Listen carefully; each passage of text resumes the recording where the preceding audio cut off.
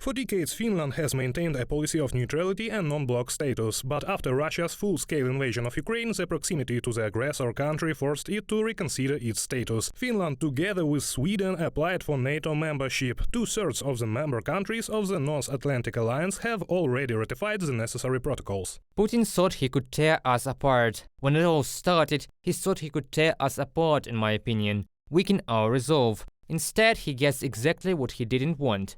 He wanted the Finnization of NATO, but he got the NATOization of Finland along with Sweden. The Ministry of Foreign Affairs of Finland has already announced that from September 1st it will significantly reduce the number of visas issued to Russians. Since European airspace is closed to Russian citizens, now they cross the border with the Balkan countries on Schengen visas in order to get to other EU countries. People have had very strong moral reactions to increased tourism in these circumstances, and Finland at the same time is receiving a lot of Ukrainian refugees and so forth. So this is our reaction to that situation. Since August 18, a ban on crossing the border by Russians who have tourist Schengen visas issued by Tallinn came into force in Estonia.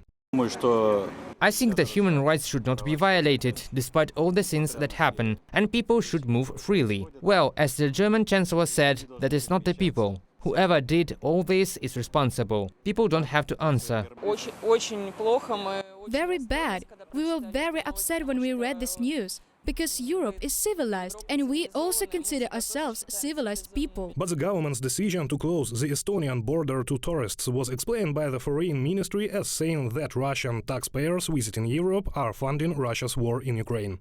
Harsh times. Of course, in these harsh times and atrocities that we are witnessing in Ukraine, the entire Estonian society has very painful feelings. We in Estonia remember that during the Nazi and communist occupation, when we lost about 1/5 of our population. And the current Russian regime is now using these arguments and this World War II propaganda and falsification of historical truths. Russia's first-line neighbors, Latvia and Lithuania, have already joined the visa ban on Russians. Poland is also planning to support the ban on the entry of Russians in the near future. And if there is any doubt, we must say a clear no to the shameless Russian stowaways on the border, leaving the doors of Europe open to democratic activists and persecuted by the authoritarian regimes in Moscow and Minsk.